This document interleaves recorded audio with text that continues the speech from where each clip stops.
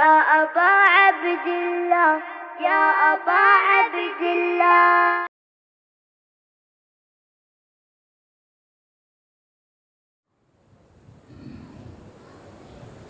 أعوذ بالله السميع العليم من الشيطان اللعين الرجيم. بسم الله الرحمن الرحيم. الحمد لله المعروف من غير رؤية والخالق من غير ربية الذي لم يزل قائما دائما إذ لا سماء ذات أبراج ولا ليل داج ولا بحر ساج ولا أرض ذات مهاد ولا خلق ذو اعتماد. والصلاة والسلام والتحية والإكرام على نبي الرحمة وخازن المغفرة وقائد الخير والبركة ومنقذ العباد من الهلكة سيدنا ومولانا أبي القاسم محمد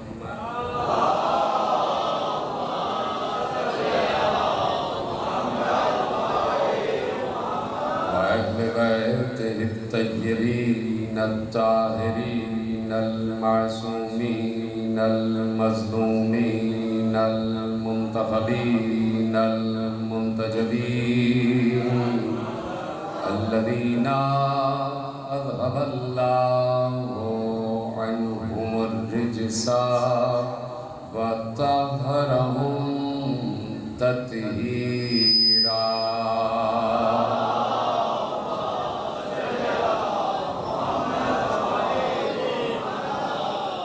أما بعد فقد قال الله سبحانه وتعالى في محكم كتابه المجيد وفرقانه الحميد وقوله الحق. بسم الله الرحمن الرحيم. الله يتوفى الأنفس حين موتها. صلوات محمد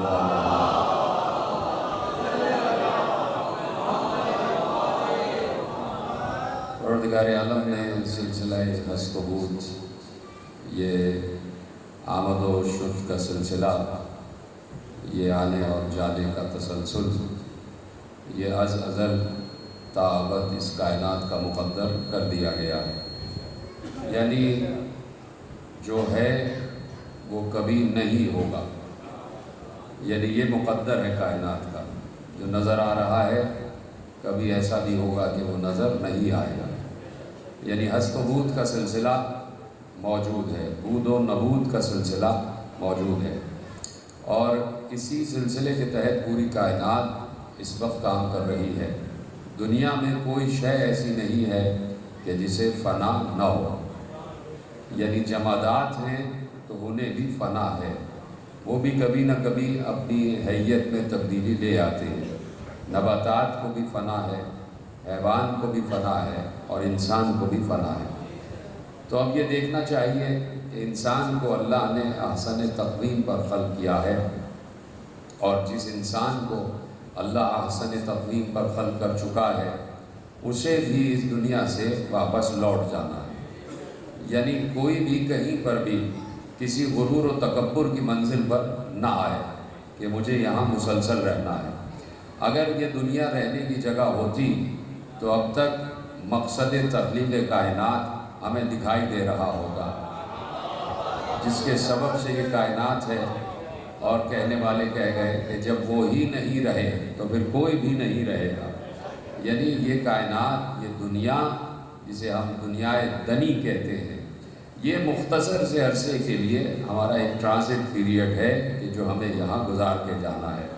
اب یہ کس کو کتنا عرصہ گزارنا ہے وہ میں آپ کی زبان میں کہہ دوں کہ جو جتنی دیر کا ٹکٹ کٹا کے آیا ہے اس کا یہ ٹرانزٹ پیریڈ اتنا ہی یہاں پر رہے گا۔ اب جتنا یہاں رہنا ہے اس کے لیے سامان جمع کیا جائے اور یہ سوچنا ہے کہ کہاں جانا ہے۔ بچو ہے سوچنا یہ ہے کہ کہاں جانا ہے، سوچنا یہ ہے کہ کہاں جانا ہے۔ ایک تو یہ سوچنا ہے کہ کہاں آئے ہیں، پھر یہ سوچنا ہے کہ کہاں سے آئے ہیں، اور پھر یہ سوچنا ہے کہ جہاں آئے ہیں وہاں کتنے دن رہنا ہے، اور پھر یہ سوچنا ہے کہ اس کے بعد جہاں جانا ہے وہاں کتنے دن رہنا ہے۔ یہ پورا ہست و بود اور بود و نبود کا سلسلہ ہے کہ جہاں پر انسان جو احسن تقویم پر خلق ہوا ہے، جسے اللہ نے عقل کی قوت عطا فرمائی ہے، عقل کا جوہر عطا فرمایا ہے۔ تو عقل ہے تو سوچنے سمجھنے کی صلاحیت بھی ہے، اور سوچنے سمجھنے کی صلاحیت ہونا چاہیے، اس لیے کہ عقل کا خاصہ ہی یہ ہے کہ عقل چاہتی ہے کہ سوچا جائے۔ عقل اس وقت علم کے دائرے میں داخل ہو جاتی ہے کہ جب سوال پیدا ہوتا ہے۔ جب سوال پیدا ہوتا ہے تو علم بڑھتا ہے، جب علم بڑھتا ہے تو فکر کی قوت بڑھتی ہے، جب فکر کی قوت بڑھتی ہے تو معرفت بڑھتی ہے، اور جب معرفت بڑھتی ہے تو جس کا سجدہ کیا جا رہا ہے وہ سمجھ میں آنا شروع ہو جاتا ہے۔ تو ضروری ہے کہ عقل کو استعمال کیا جائے اور سوچا جائے کہ کہاں سے آئے ہیں، کہاں آئے ہیں اور کہاں جانا ہے۔ یعنی یہاں سے جو آیا ہے کہاں سے آیا ہے اور اسے کہاں جانا ہے۔ یہاں پر آئے ہیں تو کتنے دن رکنا ہے، کتنے دن رکنا ہے۔ اب تو ایوریج بھی معلوم ہو گیا ہے کہ 70-80 برس بس یہ ایوریج ہے، اور یہ حیات کا عرصہ ہے، اور اسی حیات کے عرصے کو گزار کے چلے جانا ہے۔ تو جتنے دن یہاں رہنا ہے اتنے دن یہاں سامان جمع کرو، اور جتنے دن اس کے بعد والی دنیا میں رہنا ہے اتنے دن وہاں کا سامان جمع کرو۔ تو اب یہاں پر تو مختصر عرصے کے لیے آئے ہیں تو سامان بھی مختصر سا ہی ہونا چاہیے، اور جہاں ابد الآباد تک رہنا ہے تو وہاں کا سامان بھی بڑا طویل ہونا چاہیے، بڑا ضخیم اور بڑا وزنی ہونا چاہیے۔ تو جتنا جہاں رہا جاتا ہے، آپ یقین فرمائیں کہ جب ہم کوئی فلائٹ پکڑتے ہیں اور جانا چاہتے ہیں کسی دوسرے ملک، لیکن بیچ میں ایک ٹرانزٹ پیریڈ آتا ہے کہ وہاں سے آپ کو فلائٹ جو ہے وہ چینج کرنا ہے اور دوسری فلائٹ پکڑنا ہے، تو وہ 2 گھنٹے کا عرصہ ہوتا ہے، بعض اوقات 4 گھنٹے کا عرصہ، کہ آپ کو کسی ایئرپورٹ پر 4 یا 5 گھنٹے رکنا ہے، اور اس کے بعد اپنے اصل ہدف کی طرف بڑھنا ہے، اپنی اصل منزل کی طرف بڑھ جانا ہے۔ تو جہاں آپ 4 یا 6 گھنٹے کے لیے رکتے ہیں وہاں کے لیے آپ سارا سامان لے کر نہیں اترتے ہیں، بلکہ سامان بک کرا دیا جاتا ہے کہ ہمیں اصل منزل پر ملے گا۔ سلامت رہیں۔ سامان اصل منزل کے لیے بک کرا دیا جاتا ہے۔ اسی طرح اللہ نے کہا ہے تقدمہ و تاخرہ، کیا چھوڑ کر جا رہے ہو، کیا لے کر جا رہے ہو۔ تو اب جتنا سامان بھی ہے وہ آخرت کے لیے بک کروائے جاؤ، بک کروائے جاؤ۔ جو اصل منزل ہے وہاں پر تمہیں جس قسم کی ضرورت ہوگی وہ سامان ویسا ویسا ملتا چلا جائے گا۔ تو میرے عزیزو، یہ جو ہم مجلسیں برپا کرتے ہیں یہ ہمارے آخرت کے سامان کی تیاری ہے۔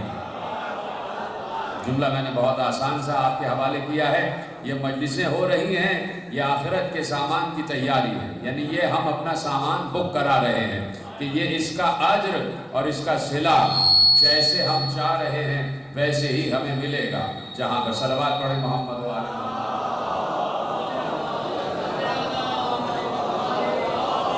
توجہ فرمانا ہے، پھر بھی درود پڑھیں محمد و آل محمد۔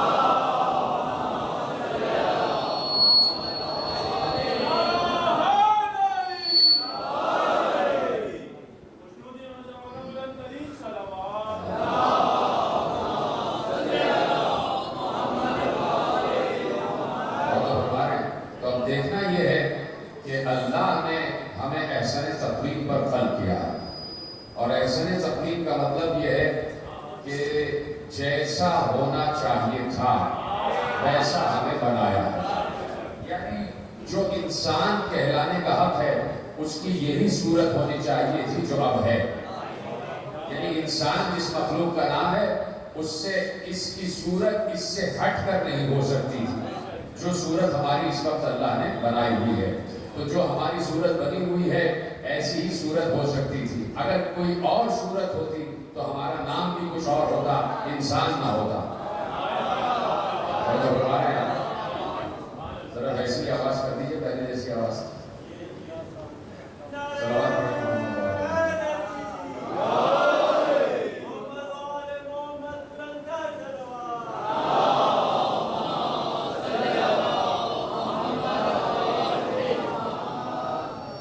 توجہ فرما رہے ہیں نا آپ, میرے ساتھ ہی رہیے گا.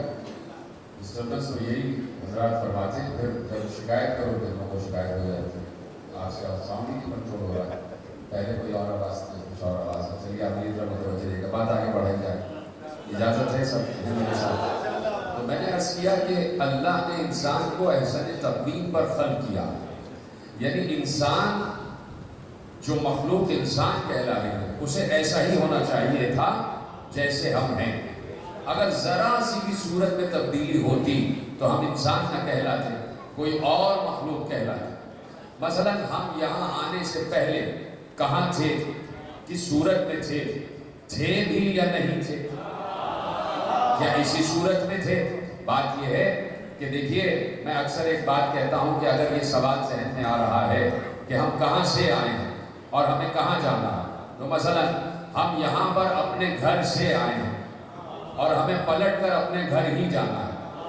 تو جب میں نے کہا نا کہ ہمیں پلٹ کر اپنے گھر جانا ہے, تو جب گھر واپس جاتے ہیں تو اسے پلٹنا کہتے ہیں, اور عربی میں اسے رجعت کہتے ہیں. یعنی جہاں سے آئے تھے وہیں پلٹ کر واپس جانا ہے. اسی لیے اب اگر یہ دیکھا جائے کہ ہم آئے کہاں سے ہیں, تو اس وقت جتنے لوگ باپ اور بیٹا بھی ساتھ بیٹھے ہوئے ہیں, مثلا میں اس وقت ایک مثال دے دوں آپ کو کہ بہت سے لوگ ہیں کہ جو ہندوستان سے ہجرت کر کے آئے ہیں اور ان کے والدین یا ان کے دادا دادی ہجرت کر کے آئے تھے اور اب پوتا ہے یا بیٹا ہے, تو پوچھا جائے گا آپ کہاں سے تعلق رکھتے ہیں, تو جہاں سے آبا و اجداد کا تعلق ہے وہیں سے بتایا جاتا ہے. اب اگر سوال کیا جائے کہ ہم آئے کہاں سے ہیں, تو اب دیکھنا یہ ہے کہ ہمارا جو جد ہے, ہمارا جو باپ ہے وہ کہاں سے آیا تھا. ہمارے باپ کا نام ہے آدم, ہمارے باپ کا نام ہے آدم. تو اب جہاں سے باپ آیا تھا وہیں سے ہم بھی آئے ہیں. اب جیسے ہی آپ کوئی مصیبت کا جملہ سنتے ہیں تو فوراً ایک لفظ ذہن میں آتا ہے, ایک کلمہ استرجاع ذہن میں آتا ہے, اور وہ کلمہ استرجاع سنت علی ہے کہ علی نے سب سے پہلے وہ کلمہ استعمال کیا اور اللہ نے اسے قرآن کی آیت بنا لیا. علی نے کہا, کسی مصیبت کی خبر کو سن کر کہا, انا للہ و انا الیہ راجعون, ہم اللہ ہی کی طرف سے آئے ہیں, ہمیں پلٹ کر وہیں واپس جانا ہے. تو جہاں سے آتے ہیں پلٹ کر وہیں جانا ہے. تو آئے ہیں کہاں سے, جہاں سے ہمارا باپ آدم آیا ہے. تو آدم کہاں سے آئے تھے, آدم جنت سے آئے تھے, تو آدم پلٹ کر جنت ہی میں گئے ہیں. تو ہمارا بھی اصل ہدف, اصل منزل جنت ہی ہے, ہمیں پلٹنا جنت ہی کی طرف چاہیے. اب یہ تو دنیا میں آ گئے, اس دنیا میں آ گئے تو بھیج دیا گیا, امتحان گاہ میں بھیج دیا گیا, چند دنوں کے لیے امتحان گاہ میں بھیج دیا گیا, اور اس لیے بھیج دیا گیا کہ تم امتحان کی منزل سے گزر رہے ہو, تم ابتلا کی منزل سے گزر رہے ہو, تم آزمائش کی منزل سے گزر رہے ہو. اب ہم تمہیں یہاں پیوریفیکیشن کے عمل سے گزارنا چاہتے ہیں. تم پیوریفائی ہو جاؤ, تم اتنے پاک ہو جاؤ, تم اتنے مصفہ ہو جاؤ, تم اتنے مشفع ہو جاؤ, تم اتنے پاکیزہ ہو جاؤ, تم اتنے صاف ہو جاؤ, تم اتنے شفاف ہو جاؤ, تمہاری سیرت اتنی دھل جائے, تمہارا کردار اتنا سدھر جائے, تمہارا چلنا, تمہارا پھرنا, تمہارے حمائل, تمہارے شمائل, تمہاری گفتگو, تمہارا اخلاق ایسا ہو جائے کہ تم جنت میں واپس جانے کے قابل ہو سکو. میں نے مشکل جملہ نہیں کہا, یہ دنیا میں آئے ہیں کہ پیوریفیکیشن کا عمل ہے کہ یہاں پیوریفائی ہو جاؤ تاکہ تم جہاں سے آئے ہو پلٹ کر وہیں جا سکو. اور پلٹ کر کہاں جانا ہے, منزل ہے جنت. کون ہے کہ جو جنت میں نہیں جانا چاہتا؟ مجھے بتائیے کون ہے جو جنت میں نہیں جانا چاہتا؟ سب کا ہدف، سب کی منزل ہے جنت، ہمیں جانا ہے جنت میں، جنت کی تیاری ہو رہی ہے۔ تو بھائی ہمارا تو 1400 برس سے ایک ہی جملہ ہے اور ایک ہی ہمارا اسٹانس ہے کہ جنت کی تیاری ہو اور جنت کے سرداروں کی تیاری نہ ہو، جنت کے سرداروں کی معرفت نہ ہو، ذکر نہ ہو جنت کے سرداروں کا۔ یہ کیسے ہو سکتا ہے کہ جو جنت کے سرداروں ہی کو نہ جانتا ہو وہ کیسے جنت کا راستہ جانے گا، وہ کیسے منزل جنت کی طرف سفر اختیار کرے گا؟ تو اب ہم آئے، ہمارا باپ ہے آدم۔ آدم جہاں سے آدمیت کا سلسلہ شروع ہوا، جہاں سے بشریت کا سلسلہ شروع ہوا، آدم سے پہلے بھی آدم، توجہ ہے آپ کی، آدم سے پہلے بھی آدم۔ پوچھا گیا میرے چھٹے امام جعفر صادق علیہ السلام سے،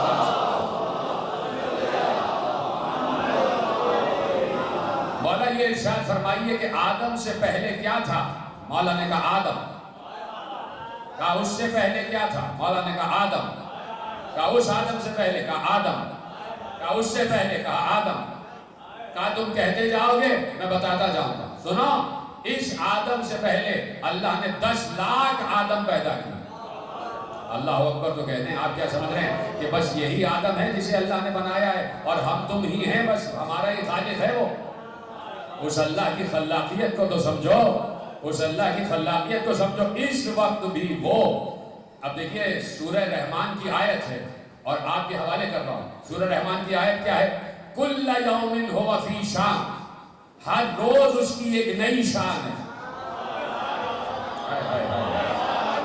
اللہ اپنے متعلق کہہ رہا ہے کل یوم ہو فی شان، ہر روز اس کی ایک نئی شان ہے۔ کیا مطلب؟ اس کی ایک نئی شان ہے، کیا مطلب؟ کیا وہ بدلتا رہتا ہے؟ کیا وہ کپڑے بدلتا ہے؟ نعوذ باللہ۔ کیا اپنا چہرہ بدلتا ہے؟ چہرہ تو اس کا ایک ہی ہے۔ کوئی پہنچا ہے کوئی نہیں پہنچا؟ کیا وہ روز نئے کپڑے بدل رہا ہے؟ کیا وہ بال سنوار رہا ہے؟ کیا وہ روز نئی خوشبو لگا رہا ہے؟ یہ کیا کہا کہ کل یوم ہوا فی شان؟ جہاں تغیر آ جائے وہاں اللہ نہیں ہے، جہاں منقلب ہو جائے وہ اللہ نہیں ہے، جہاں تبدیلی آ جائے وہ اللہ نہیں ہے۔ تو پھر یہ کیوں کہہ رہا ہے کہ اس کی ہر روز ایک نئی شان ہے؟ اس کی بھی تفسیر معصوم نے کہی۔ معصوم نے کہا، ارشاد فرمایا کہ سنو، وہ ہر روز ایسی مخلوقات تخلیق کرتا ہے جو اس سے پہلے نہیں تھی۔ کاش کے سب یہ جملہ محفوظ کر لیتے، ابھی توحید پر بولنا بھی سیکھیے۔ ہر روز ایسی مخلوقات تخلیق کرتا ہے جو اس سے پہلے نہیں تھی، یعنی اس وقت بھی کوئی نئی مخلوق خلق ہو رہی ہے۔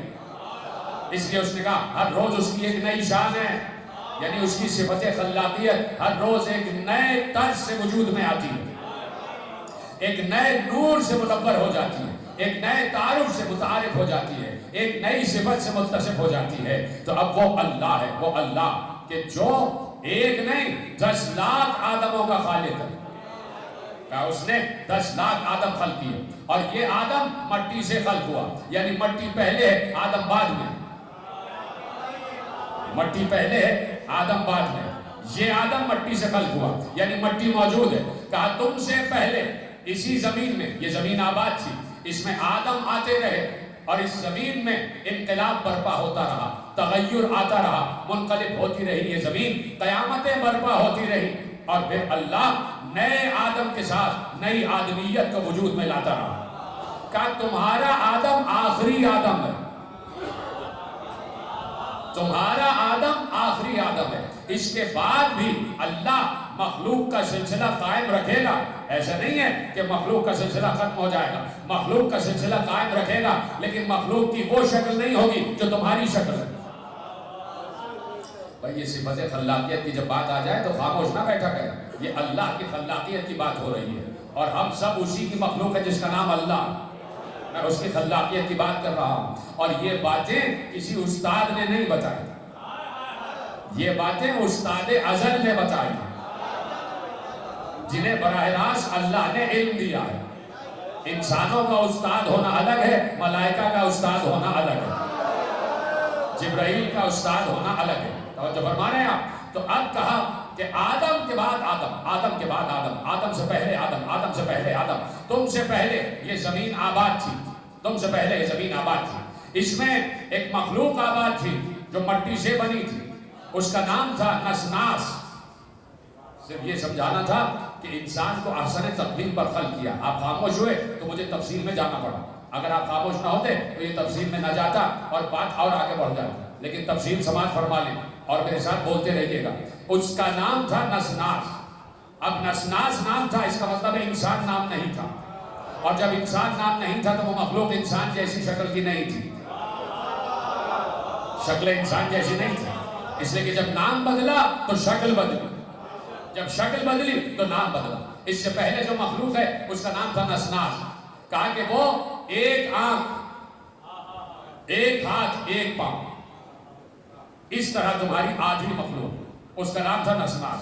وہ اس دنیا میں رہتے تھے، چونکہ مٹی سے بنے تھے، اسی دنیا میں رہتے تھے۔ اس دنیا میں رہتے تھے تو ان کے ساتھ ساتھ کچھ شیاطین بھی رہتے تھے، کچھ جنات بھی رہتے تھے۔ جنات نظر نہیں آتے تھے۔ زمین پر نسناس کی اور جنات کے اقتدار کی جنگ چھڑ گئی کہ کون اپنا زمین پر اختیار کے ساتھ رہے گا، کس کا اقتدار زمین پر رہے گا۔ جنگ چھڑ گئی۔ انسان جو نسناس کہلاتا تھا وہ مغلوب ہونا شروع ہوا، اس لیے کہ جنات غالب آ رہے تھے اور جنات ظلم کھا رہے تھے، انسانوں کو بے خطا قتل کر رہے تھے اقتدار کے لیے۔ اللہ نے زمین پر ملائکہ کو بھیجا اور ملائکہ سے کہا جاؤ تبلیغ کرو، اور ان جنات سے کہو کہ بیجا اور بے خطا انسانوں کا نسناس کا خون نہ بہائیں، زمین پہ قتل و غارت گری نہ کریں۔ یعنی اس وقت بھی اسلام تھا،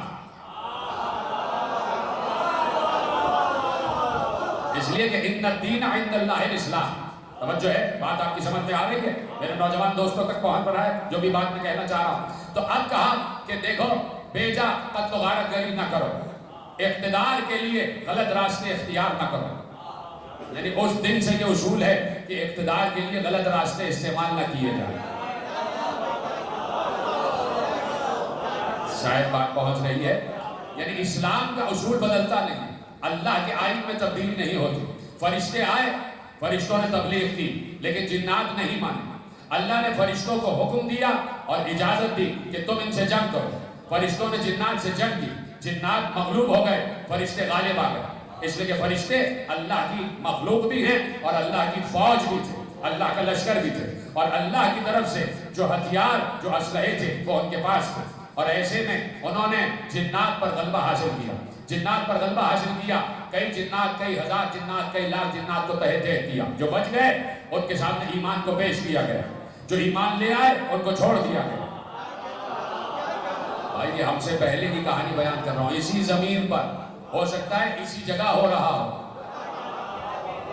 اسی زمین پر یہ واقعات ہوئے ہیں جس زمین پر ہم بیٹھے۔ یہ نہیں پتا کہ زمین کے کس خطے پر ہو رہے تھے۔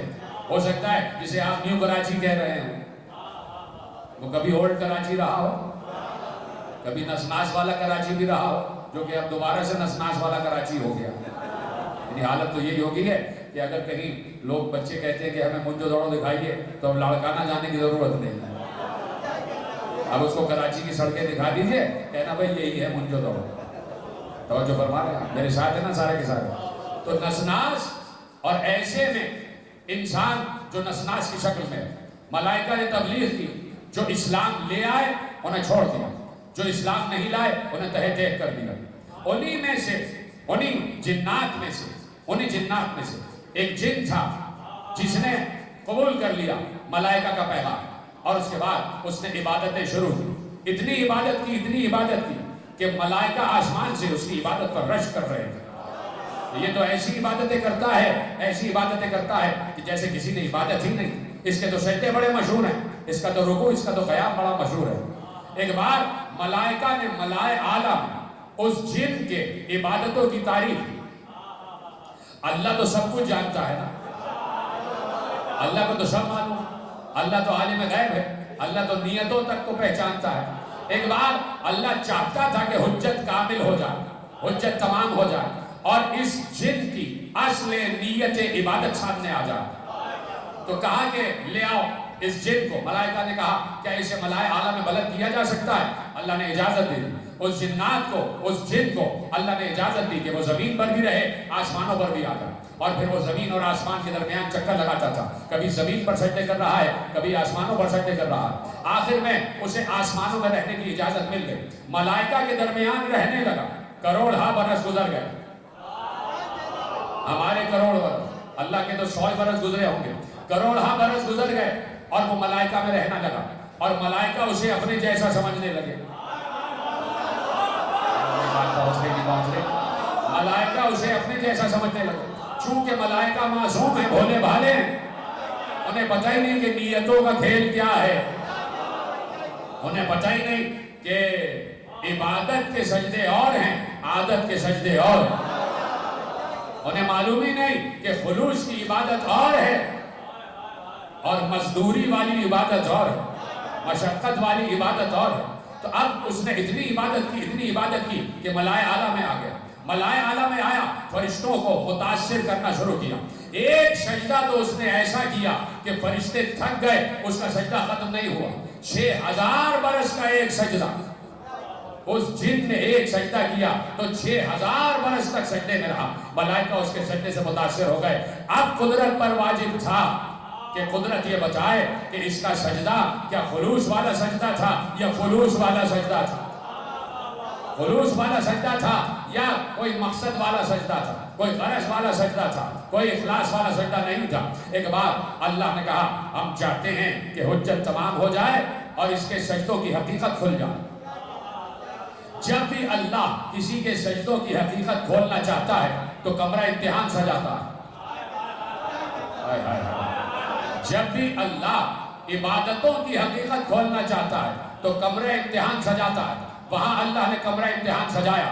چاہتا تو براہ راست بتا دیتا، براہ راست حقیقت کو کھول دیتا، لیکن اللہ چاہتا ہے حجت بھی تمام ہو جائے تاکہ کوئی بھی آخر میں ہم سے شکوہ نہ کرے کہ اگر ایسا ہو جاتا تو ایسا ہو جاتا، اگر ایسا کر لیتا تو ایسا ہو جاتا. اللہ نے کہا لو اب حجت تمام کر رہے ہیں. آپ پروردگار کیسے حجت تمام کرے گا؟ کہا ہم مٹی سے ایک پتلا بنا رہے ہیں.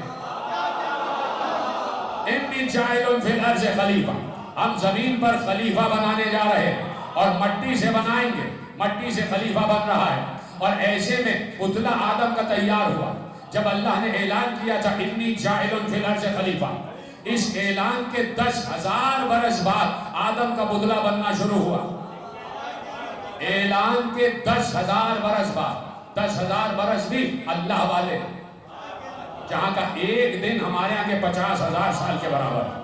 اللہ نے کہا انی جاعل فی الارض خلیفہ، میں زمین پر اپنا خلیفہ بنانے جا رہا ہوں. اور ایسے میں 10,000 برس کی خاموشی رہی اور 10,000 برس کے بعد آدم کا پتلا بننا شروع ہوا. آدم کا پتلا تیار ہوتا رہا. آدم کا پتلا تیار ہو گیا اور ایسے میں اللہ نے کہا اسے میں زمین پر اپنا خلیفہ بناؤں گا. یعنی اب اللہ امتحان کی منزل پر لے آیا. چاہتا تھا، اللہ چاہتا تھا کہ معصوم ملائکہ میں سے ایک منافق ابلیس کو جدا کر کے دکھایا جائے. سلامت رہیں آپ. معصوم ملائکہ میں سے منافق مخلوق کو جدا کیا جائے. چاہتا تو براہ راست بتا دیتا یہ منافق ہے اور یہ مقصد کے تحت سجدے کر رہا ہے، یہ مشقت کے تحت سجدے کر رہا ہے، یہ محنت و مزدوری کے سجدے کر رہا ہے، اسے صلہ چاہیے، اسے صلہ چاہیے. نہیں، لیکن اللہ نے حجت تمام کی. اللہ نے خلافت کا اعلان کیا اور کہا ہم چاہتے یہ ہیں کہ معصوم ملائکہ میں سے منافق شیطان جدا ہو جائے تاکہ معلوم ہو جائے کہ مومن کون ہے اور منافق کون ہے. تو یہ اللہ نے سنت قائم کر دی کہ جب بھی وہ چاہتا ہے کہ مومن و منافق کا اعلان ہو جائے، مومن و منافق کی پہچان ہو جائے تو خلافت کے اعلان کے ذریعے کرتا ہے. فرق صرف یہ ہے کہ ملائے اعلیٰ میں معصوم ملائکہ میں سے منافق شیطان کو جدا کرنا چاہا تو خلافت آدم کا اعلان کیا، اور جب زمین پر مومن و منافق کو جدا کرنا چاہا تو غدیر میں خلافت علی کا اعلان کیا.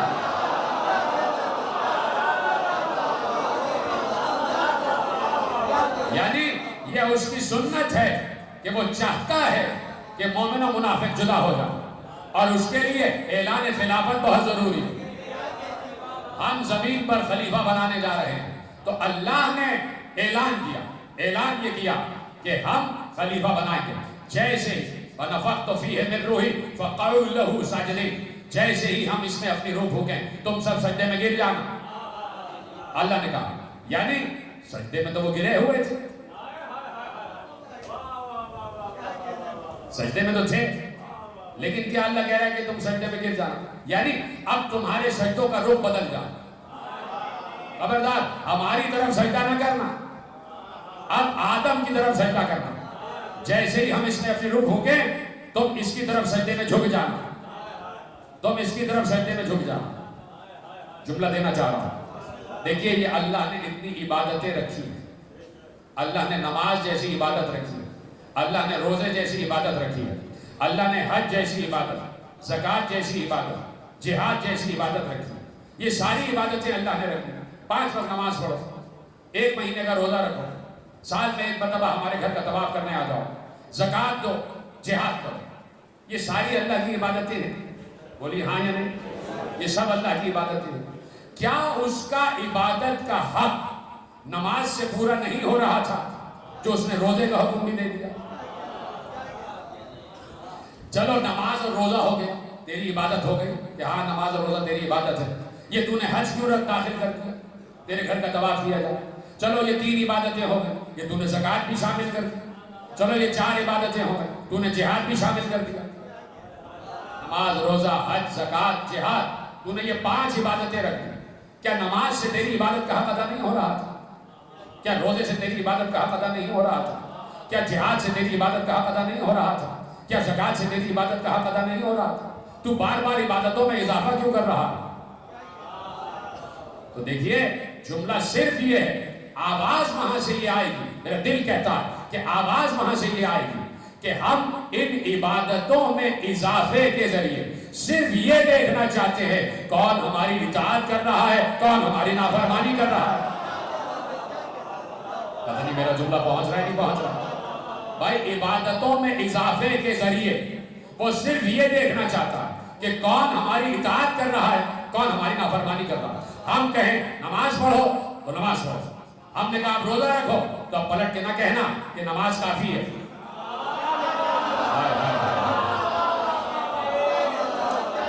نہیں، اب روزہ بھی رکھنا۔ اب جب ہم کہیں کہ حج کرو تو تم یہ نہ کہنا کہ ہمیں نماز اور روزہ ہی کافی ہے، نہیں حج بھی کرنا۔ یعنی ہم احکامات پہ احکامات لا کر صرف یہ دیکھنا چاہتے ہیں کون ہماری اطاعت کر رہا ہے، کون نہیں کر رہا ہے۔ اب میں ایک سوال پوچھنا چاہتا ہوں آپ سے، جتنے حضرات تشریف فرمائیں، سوال کا جواب سب کے پاس ہے، سب اللہ کو جانتے ہیں، پہچانتے ہیں، سب اللہ کے گھر کے پڑوس میں بیٹھے ہوئے ہیں، اور اللہ کے گھر کے پڑوس کا نام ہے حسین کا گھر، بالکل برابر میں اللہ کا گھر اور یہ حسین کا گھر ہے کہ نہیں؟ پڑوسی ہیں ایک دوسرے سے۔ ادھر سے پیوریفائی ہو لو تب جانا وہاں، یہاں سے پاک صاف ہو لو، یہاں لا الہ الا اللہ محمد رسول اللہ پڑھ لو تو پاک ہو جانا، اور پاک ہونے کے بعد جانا، جسے اللہ کا گھر کہتے ہیں۔ توجہ فرما رہے ہیں آپ؟ ہے نا سب میرے ساتھ؟ تو اب اللہ کو سب پہچانتے ہیں، اللہ سب عبادت گزار ہیں، اللہ سب اطاعت گزار ہیں، اللہ کے جتنے حضرات یہاں بیٹھے ہیں، اور سب یہ جانتے ہیں کہ اللہ قادر مطلق ہے، سب یہ جانتے ہیں اللہ عامر ہے، عامر دیتا ہے، عامر کرتا ہے، حکم دیتا ہے، اور اس کا حکم ماننا سب پر واجب ہے۔ چند لوگوں نے بے شک کہا، جب تک سب بے شک نہیں کہیں گے بات آگے نہیں بڑھے گی۔ اس کا حکم ماننا سب پر واجب ہے، سلامت رہے۔ سب نے اقرار کر لیا کہ اللہ کا حکم ماننا سب پر واجب ہے۔ اب میں اگر آپ سے کہوں کہ 1400 برس پہلے چلیے، سب کے سب اسی صورت میں 1400 برس پہلے سب نیچے بیٹھے ہوئے ہیں، اور پیغمبر کا دور ہے، اور ایسے میں پیغمبر کے پاس حکم آئے کہ اے نبی ہم نے روزے کا حکم اٹھا لیا ہے، اب روزہ نہیں رکھا جائے گا، تو یہ بتائیے روزہ رکھنا عبادت ہوگا یا روزہ نہ رکھنا عبادت ہوگا؟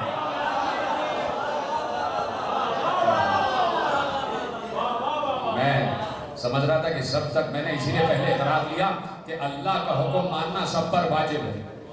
اللہ کہہ دے کہ روزہ نہیں رکھنا، اب روزے کا حکم ہم نے اٹھا لیا تو اب روزہ رکھنا گناہ ہو جائے گا. کیوں بھائی؟ روزہ تو بڑی اچھی عبادت ہے، روزہ تو بڑی اچھی عبادت ہے، روزہ تو اللہ کے لیے رکھا جاتا ہے. کہا کہ نہیں بھائی، ہم عبادت نہیں، ہم اطاعت دیکھنا چاہ رہے ہیں. ہم دیکھنا چاہ رہے ہیں کون ہمارا اطاعت گزار ہے. ہم نے کہا روزہ رکھو تو روزہ رکھنا عبادت، ہم کہیں روزہ نہ رکھو تو روزہ نہ رکھنا عبادت. ہم صرف یہ دیکھنا چاہ رہے ہیں تم ہمارا حکم مان رہے ہو یا نہیں مان رہے.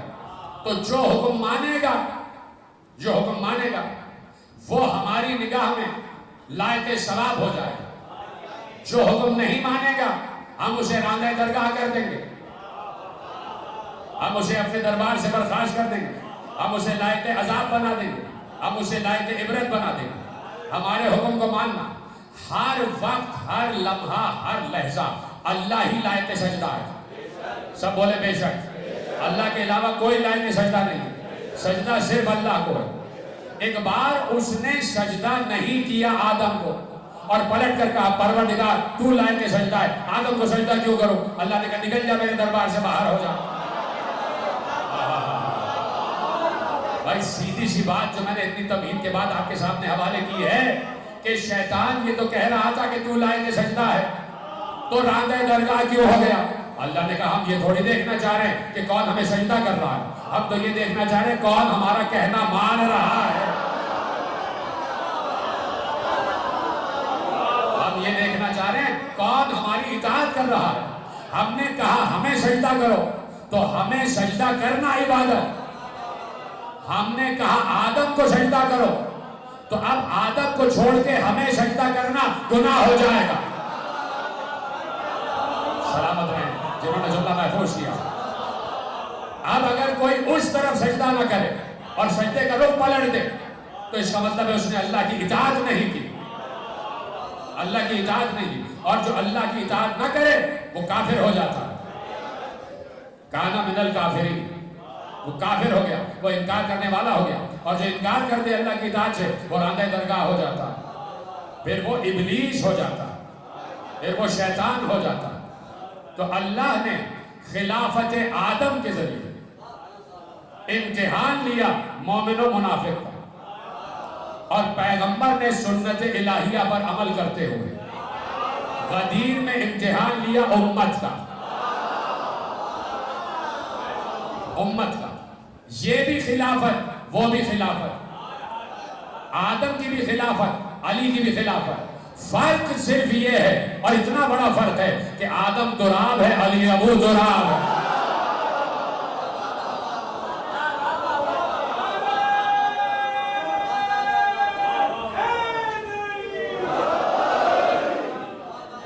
آدم تراب ہے اور علی ابو تراب. تو اب دیکھنا یہ ہے کہ اللہ نے اسی انسان کو جسے تراب سے بنایا، یہ کتنا ابو تراب کو جانتا اور یہ کتنا ابو تراب کو مانتا. تو جیسا بنایا ویسا ہی بننا چاہیے تھا. اسی لیے کہا ہم نے تمہیں لقد خلقنا الانسان فی احسن تقویم، ہم نے انسان کو احسن تقویم پر خلق کیا. یعنی جسے انسان کہتے ہیں اسے ایسا ہی ہونا چاہیے. یہیں پر تمہارا سر، یہیں پر تمہارا ماتھا، یہیں پر تمہاری آنکھیں، یہی تمہاری ناک، یہی تمہارے لب، یہی تمہارے ذقن، یہی تمہارے ہونٹ، یہی تمہاری گردن، یہی پورا وجود تمہارا ہونا چاہیے تھا. تمہیں انسان بنایا. یعنی احسن تقویم کا مطلب یہ ہے کہ جہاں تمہاری آنکھ ہونی چاہیے تھی وہی ہے، جہاں تمہارے ہاتھ ہونے چاہیے تھے وہی ہیں.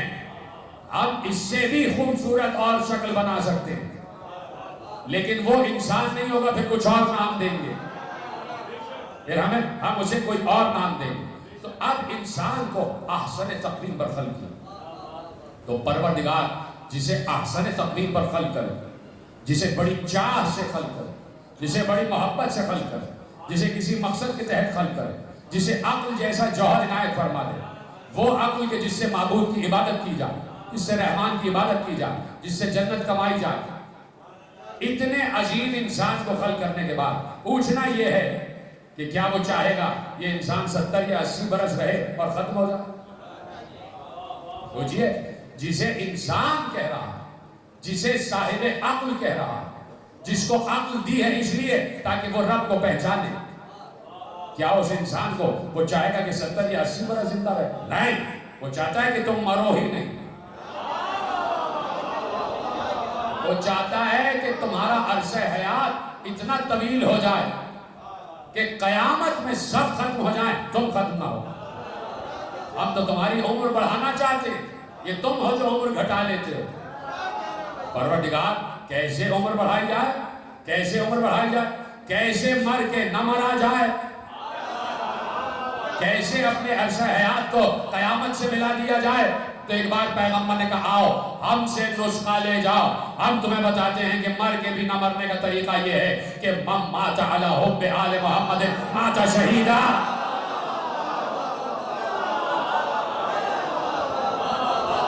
کہ جو آل محمد کی محبت میں مر جائے پھر اس کا رزق ہمارے ذمہ ہو جاتا ہے، پھر اسے ہم رزق دیتے ہیں، اور جسے ہم رزق دیتے تو جب تک ہم رزق دیتے رہیں گے وہ زندہ رہے گا، اور جب تک ہم ہیں تب تک رزق دیتے رہیں گے۔ اور تمہیں بتائیں ہمارے لیے لفظ تک تو استعمال ہی نہیں ہوتا، اب تو ہمیشہ سے ہیں، ہمیشہ رہیں گے۔ تو اب نسخہ یہ ہے زندہ رہنے کا کہ آل محمد کی محبت میں موت کو گلے لگا لیا جائے، پھر انسان کسی اور زندگی میں داخل ہو جاتا ہے، ایسی زندگی جو نہ ختم ہونے والی زندگی ہے، پھر وہ فنا کی طرف نہیں بقا کی طرف جا رہا ہوگا، اور ایسی بقا کہ جہاں اللہ کہہ دے کہ ہر شے فنا ہو جائے گی لیکن اللہ کا چہرہ باقی رہے گا، اللہ کا چہرہ باقی رہے گا۔ تو اب اپنے آپ کو فنا فی محبت آل محمد کر لو، اس سے بڑا پیغام میرے پاس کچھ نہیں تھا۔ اپنے آپ کو محبت آل محمد میں فنا فی المحبت کر لو کہ ہم آل محمد کی محبت میں اپنی محبت کو بھول گئے۔ تو جب اپنی محبتیں بھول جاؤ گے تو اللہ تمہاری ہر محبت کو دوام بخشے گا۔ اگر تمہاری ہر محبت سے بڑھ کر آل محمد کی محبت ہو جائے تو دیکھیے بچوں سے بھی محبت ہوتی، زوجہ سے بھی محبت ہوتی، بھائی سے بھی محبت ہوتی ہے نہیں ہوتی، اپنے دوستوں سے بھی محبت ہوتی، لیکن ایک محبت آل محمد سے ہے۔ کہ جب تمہارا جذبہ یہ ہو جائے گا کہ اپنی تمام محبتوں کو مٹا دو گے آل محمد کی محبت کے لیے، تو پھر ہم تمہاری ہر محبت کو زندہ رکھیں گے، پھر ہم تمہاری ہر محبت کو زندہ رکھیں گے، پھر ہم تمہاری اولاد کی محبت کو بھی زندہ رکھیں گے، ہم تمہاری زوجہ کی محبت کو بھی، تمہارے بھائی کی محبت کو بھی، تمہارے دوستوں کی محبت کو بھی زندہ رکھیں، اس لیے کہ تم نے ہر محبت کو پس پش ڈال دیا آل محمد کی محبت کے لیے۔ تو آج ہمارے پاس وہ محبتیں زندہ ہیں کہ جنہوں نے اپنی ساری محبتوں کو بھلایا حسین کی محبت کے، وہ انصاران حسین کہ جن کو ہمیشہ اشتیاق زیارت حسین رہا، جو مشتاق رہے زیارت حسین، جو مشتاق رہے مرضی حسین، جن کو اشتیاق تھا کہ حسین کی مرضی کیا ہے، جن کو اشتیاق تھا کہ حسین کا امر کیا ہے، جن کو اشتیاق تھا کہ حسین کس نتیجے کی طرف جا رہے ہیں، تو سلام ہو ان پر کہ جنہوں نے اپنی محبتوں کو پس پشت ڈال دیا۔ اور نے اپنے بیٹے کی محبت کو محبت نہیں کہا بلکہ حسین کی محبت کو محبت کہا، اور انہوں نے ثابت کیا کہ میں حسین سے محبت کرتا ہوں، اور ایسے ثابت کیا کہ پہلے خود نہیں گئے، پہلے اپنے بیٹے کو بھیجا۔ آپ نے ہائے کہہ دیا، مجلس میں آلے مجلس ادا ہو گیا، سبھی ہائے کہہ دیتے تو کیا یہ اچھی بات تھی، مسائل شروع ہو چکے ہیں۔ اور نے پہلے خود نہیں گئے، پہلے اپنے بیٹے کو بھیجا، بتا دیا اے حسین ابن علی، اے میرے آقا حسین، میں اپنے بیٹے کی محبت کو آپ کی محبت پر قربان کر رہا ہوں۔ پہلے بیٹے کو بھیجا اور اس عالم میں بھیجا کہ بیٹا 3 دن کا بھوکا پیاسا نہیں تھا، حر کا بیٹا علی ابن حر 3 دن کا بھوکا پیاسا نہیں تھا، جا کے اس نے پشتوں کے پشتے لگائے ہیں، سینکڑوں آدمیوں کو فنا فی النار کیا ہے۔ ایسے میں بیٹا زمین پر آیا ہے۔ میں بتانا چاہتا ہوں کہ محبت پر محبت کو کیسے قربان کیا جاتا ہے، کس طرح بقا کے سلسلے میں داخل ہوا جاتا ہے۔ آپ کی آواز گریہ بلند ہو جائے تو دو ہی جملے کہنا ہے تاکہ اشتیاق حسین رضوی ابن ممتاز حسین رضوی کو ایصال ثواب ہو جائے۔ میں نے کہا نا کہ حور کا بیٹا جب زمین پر گرا ہے تو اب حور نے اور محبت کا اعلان کیا۔ ایک بار حور نے لجام فرش کو تھاما، حسین نے کہا حور کہاں جا رہے ہو؟ یہ حور تھا کہ جس نے حسین پر اپنی محبت کو قربان کیا ہے، اور اب یہ حسین ہیں جو اپنی محبت دکھا رہے ہیں کہ تم نے اپنی محبت ہماری محبت پر قربان کی ہے، تو اے حور آؤ ہم تمہیں بقا کی طرف لے جاتے ہیں۔ جیسے ہی حور نے لجام فرش کو تھاما، حسین نے ایک جملہ کہا حور کہاں جا رہے ہو؟ کہا مولا میرا بیٹا زمین پر تڑپ رہا ہے، بیٹے کا لاشا اٹھانے جا رہا ہوں۔ تو حسین نے حور کے ہاتھ پر ہاتھ رکھ کر ایک ہی جملہ تو کہا اے حور بوڑھا باپ جوان کا لاشا نہیں اٹھاتا، بوڑھا باپ جوان لاش نہیں اٹھاتا، اے حور تم رکو اب حسین جائے گا۔ اس طرح حسین نے محبت کا قرض ادا کیا کہ حور کے بیٹے کے لاشے کو اٹھا کر لائے، لیکن ایک سوال تو بنتا ہے نا کہ پلٹ کر ادباً حسین کے سامنے سر کو جھکا کر سوال کیا جائے مولا ابھی آپ کہہ رہے ہیں بوڑھا باپ جوان کا لاشا نہیں اٹھاتا، ارے جب علی اکبر آواز دے گا، جب علی اکبر آواز دے گا تو کوئی ہوگا کہ جو آپ کی مدد کو آ جائے، آپ کو تنہا علی اکبر کا لاشا اٹھانا ہوگا۔ انصاران حسین نے اپنی محبتوں کو قربان کیا ہے حسین کی محبت پر۔ کسی نے اپنے بیٹے کی محبت کو اولا نہیں جانا، حسین کی محبت پر ایک اور لاشا لے کر کے آ گئے۔ حسین لاشا لائے، مسلم ابن اوسجا کا لاشا لائے، حسین مسلم ابن اوسجا کو اٹھا کے لے آئے۔ مسلم ابن اوسجا زمین پر گرے ہوئے ہیں، دم اکھڑ رہا ہے، لوگ چاہتے ہیں، انصار چاہتے ہیں کہ جائیں اور ابن اوسجا کو اٹھا کے لے آئے۔ حسین نے سب کو روکا، کہا یہ میری قربانیاں ہیں، میں جاؤں گا۔ اس طرح حسین محبت کا قرض ادا کر رہے ہیں، اس طرح حسین بتا رہے ہیں کہ میں اپنے چاہنے والوں کو کیسا حق خدمت ادا کرتا ہوں، کیسا صلہ خدمت دیتا ہوں۔ ایک بار حسین گئے، ابن اوسجا کو اپنے کاندھے پر اٹھایا، لائے مقتل میں لٹا دیا۔ ابن اوسجا کا سر اپنے زانوں پہ رکھا اور ہاتھوں سے سر کو سہلانے لگے، ہاتھوں سے سر کو سہلا رہے تھے۔ حبیب ابن مظاہر، آخری جملے تقریر کے، حبیب ابن مظاہر سرہانے کھڑے ہوئے تھے، اور یہ ہے انصاران حسین۔ حبیب ابن مظاہر سرہانے کھڑے ہوئے تھے اور کھڑے ہو کر ابن اوسجا سے ایک بار پوچھا اے مسلم ابن اوسجا، گو کہ کچھ دیر بعد ہم بھی تم سے آ کے ملحق ہونے والے ہیں، لیکن کیا ہی اچھا ہو کہ جاتے جاتے اپنے اہل و عیال کے لیے کوئی وصیت کر جاؤ، اپنے عیال کے لیے کوئی وصیت کر جاؤ۔ ایک بار ابن اوسجا نے یہ تو نہ کہا کہ میرے عیال کے لیے وصیت ہے، ابن اوسجا نے حسین کی طرف اشارہ کر کے کہا یا حبیب اوصی کا بہذا المظلوم، اے حبیب میرے بعد میرے مظلوم آقا کا خیال رکھنا، میرے بعد میرے مظلوم آقا کا خیال رکھنا۔ بس یہ کہنا تھا کہ مسلم ابن اوسجا کی روح پرواز کر گئی۔ بس حسین نے ابن اوسجا کے لاشے کو مقتل میں رکھا تھا کہ راوی کہتا ہے کہ ایک خیمے کا پردہ ہٹا، ایک جوان باہر آیا، 8 یا 9 برس کا بچہ تھا جو باہر آیا، اس کے ہاتھ میں تلوار تھی، وہ تیزی سے میدان جنگ کی طرف جا رہا تھا۔ ایک بار حسین نے کہا عباس ذرا اس بچے کو روکو، یہ چھوٹا سا بچہ ہے، کہیں گھوڑوں کی ٹانپوں میں آ کے کچل نہ جائے۔ عباس آگے بڑھے، اس بچے کو گود میں اٹھایا، حسین کے پاس لا کے بٹھایا، حسین نے اپنے زانوں پر بٹھایا، کہا کس کے بچے ہو، کس کے لال ہو، کس کے لخت جگر ہو؟ تو بچے نے کہا یہ جس کا لاشا آپ کے سامنے پڑا ہے، میں مسلم ابن اوسجا کا بیٹا ہوں۔ حسین نے سینے سے لگا کر کہا اے بیٹے تمہاری ماں کے لیے تمہارے باپ کا ہی غم کیا کم تھا کہ تم بھی جا رہے ہو؟ تو ایک بار اس بچے نے کہا مولا اسی ماں نے تو تلوار لگا کر بھیجا ہے کہ جا اور حسین پر قربان ہو جا، فاطمہ کے لال پر قربان۔ الا لعنت اللہ علی القوم الظالمین فسيعلم الذين ظلموا أي منقلب ينقلبون. ایک سورہ فاتحہ مرحوم مغفور سید اشتیاق حسین رضوی ابن ممتاز حسین رضوی.